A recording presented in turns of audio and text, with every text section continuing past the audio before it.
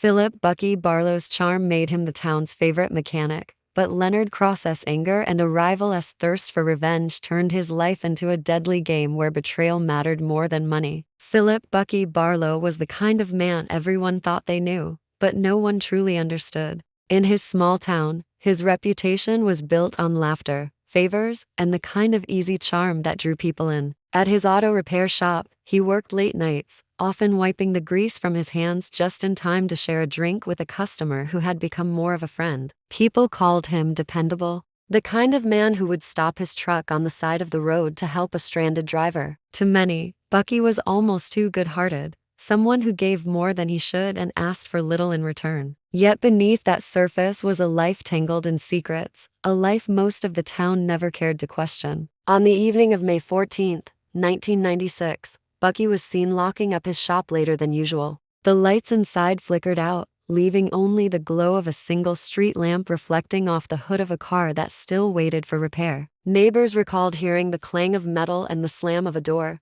but they thought little of it. Buckie's old truck was left idling by the curb, keys still in the ignition, as though he had stepped away for only a moment. Hours passed, and when he failed to return home, worry crept into the quiet town. By morning, his absence had turned into the talk of every diner and gas station. The man who seemed to always be everywhere was suddenly nowhere. Rumors spread quickly, as they always do in a place where everyone thinks they know everyone else's business. Some whispered about debts he couldn't repay. Others mentioned a string of shady acquaintances who had visited his shop in recent weeks. His sister insisted he had been acting nervous, avoiding certain phone calls and refusing to talk about why. The sheriff's department treated the matter with urgency. A missing persons report was filed, and search efforts began almost immediately. Volunteers combed through fields and riverbanks, while deputies knocked on doors asking when each neighbor had last seen Buckie. It was unusual for him to vanish without a word. There were no signs of struggle in the shop, no broken glass, no overturned furniture, just a lingering unease that something terrible had happened. For the first time in years, the town felt vulnerable. The smiling mechanic who had fixed their cars and shared their stories was gone, and no one could answer the most pressing question: why? 2 days after Philip Buckie Barlow vanished, the calm of the town shattered when a hunter made a grisly discovery in the woods just a few miles from the highway. Beneath a thin scattering of branches and leaves lay Buckie's body. His shirt was torn, his watch shattered, and his skin marked with bruises that told the story of a violent struggle. The peaceful woodland, usually a place for weekend hikes and family picnics, had become a crime scene sealed off with yellow tape for the people who had been clinging to hope. The truth was cruel. Buckie had not simply disappeared, he had been murdered. The coroner's report confirmed the brutality of the crime. He had suffered multiple blows to the head, injuries so severe they left no chance of survival. Yet, strangely, nothing had been stolen. His wallet remained tucked in his back pocket. His ring was still on his finger, and his truck sat untouched where he had last been seen. Whoever killed him had not done it for money or possessions. The evidence pointed to something deeper, something personal. Detectives turned their attention to Buckie's final hours. Witness accounts came flooding in. A gas station clerk remembered seeing Buckie late that night, buying a pack of cigarettes and looking anxious. A neighbor mentioned hearing raised voices near the shop a few evenings earlier, though they could not identify who Buckie had been arguing with. Others described him as distracted, often glancing over his shoulder as if expecting someone to appear. The portrait that emerged was not of a man at peace, but of someone waiting for trouble to find him. The sheriff's team pieced together what little they had. Tire tracks near the woods suggested that more than one vehicle had been present. Broken twigs and disturbed soil hinted that Buckie had fought back before being overpowered. Still, no murder weapon was found, and no clear suspect emerged in those early days. The small-town charm of Buckie's life gave way to darker possibilities: debts unpaid, deals gone wrong, or perhaps a betrayal by someone he trusted. As news spread beyond the county line, outsiders began to arrive: reporters, curious onlookers, and even those who had once known Buckie from a distance. His death became more than a tragedy. It was a mystery that pulled everyone into its shadow. The town, once proud of its close bonds, began to fracture under the weight of suspicion. Neighbors eyed one another with unease, and the sheriff's department faced mounting pressure to find the killer hiding among them. As investigators dug deeper into Philip Buckie Barlow's life, the image of the cheerful mechanic began to crumble. The man who fixed cars for free and bought drinks for friends also carried heavy secrets that no one wanted to believe. Financial records showed he had borrowed money from several locals, promising them a quick return on so-called investments. In truth, there were no investments at all. Buckie was running an underground gambling scheme, and many had lost more than they could afford.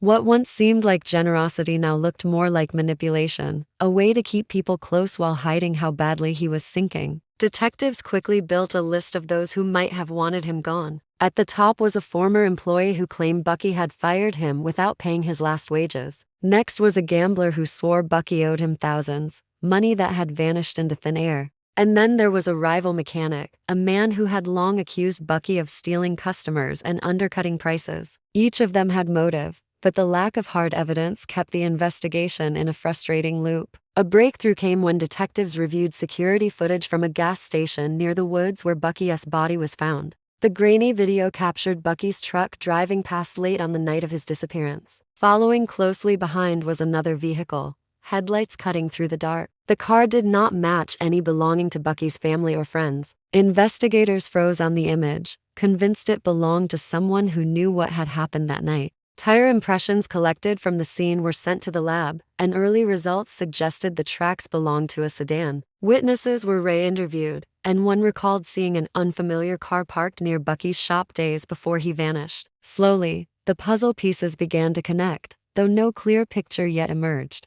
Meanwhile, tension in the town grew sharper. Those who once defended Buckie now spoke of betrayal. People who had trusted him with money admitted to feeling cheated, while others claimed he had made promises he never intended to keep. His death had turned into more than a tragedy, it became a reckoning. In every diner, in every bar, speculation swirled about which of his enemies had finally caught up with him. The cheerful mask Buckie wore in life had slipped away in death, exposing the complicated man beneath and leaving investigators to untangle the web of lies that had led to murder. The investigation took a decisive turn when the mysterious sedan from the gas station footage was finally traced. The license plate, though blurry, was matched to a man named Leonard Cross. He was no stranger to law enforcement, a figure with a record of violence and a reputation for losing his temper over the smallest slight. What linked him more chillingly to the case was his past partnership with Buckie. Years earlier, the two had worked together in the underground gambling ring, splitting profits until greed and distrust drove them apart. Leonard had accused Buckie of pocketing money that wasn't his, and their falling out had been bitter. Detectives now had a suspect with a history, a motive, and a car seen tailing Buckie on the night of his death.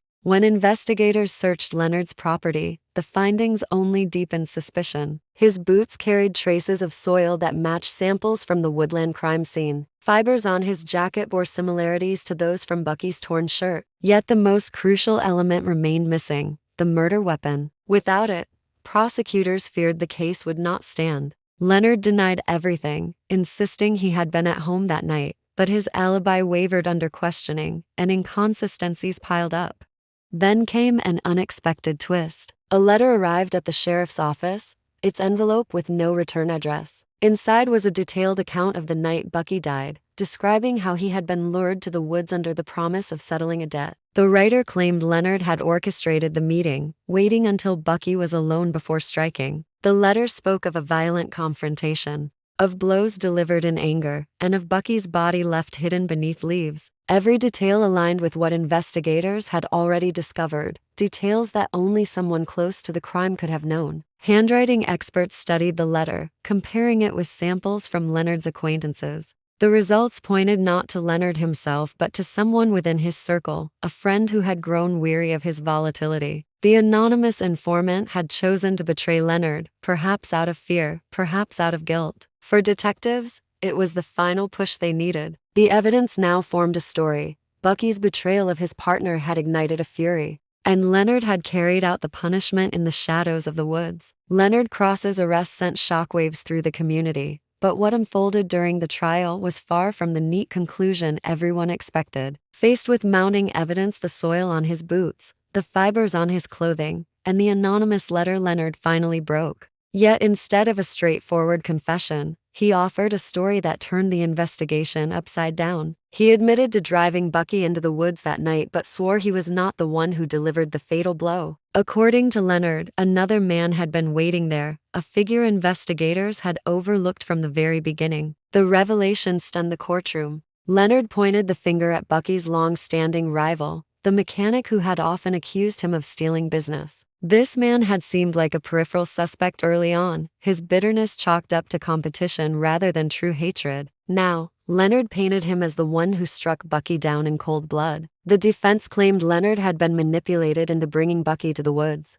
believing it would be nothing more than a heated confrontation. But when fists turned to deadly violence, Leonard insisted he froze, unable to stop what unfolded. Skeptics doubted his version, suspecting he was merely shifting blame to save himself. Yet investigators reopened the case to test the claim. A fresh review of the evidence brought forth something chilling. Bucky's broken watch, long stored in the coroner's files, bore fingerprints that did not belong to Leonard. They matched the rival mechanic. The detail had been overlooked in the rush of the early investigation, but now it confirmed Leonard's story in ways no one could deny. The mechanic was arrested soon after, his workshop searched, revealing debts of his own and journals filled with venomous notes about Buckie. He had felt humiliated by Buckie's success and enraged by what he saw as constant theft of his livelihood. For him, the killing had not been about money, it had been about pride and revenge. In the end, Leonard was convicted as an accomplice, his role in delivering Buckie to his death undeniable.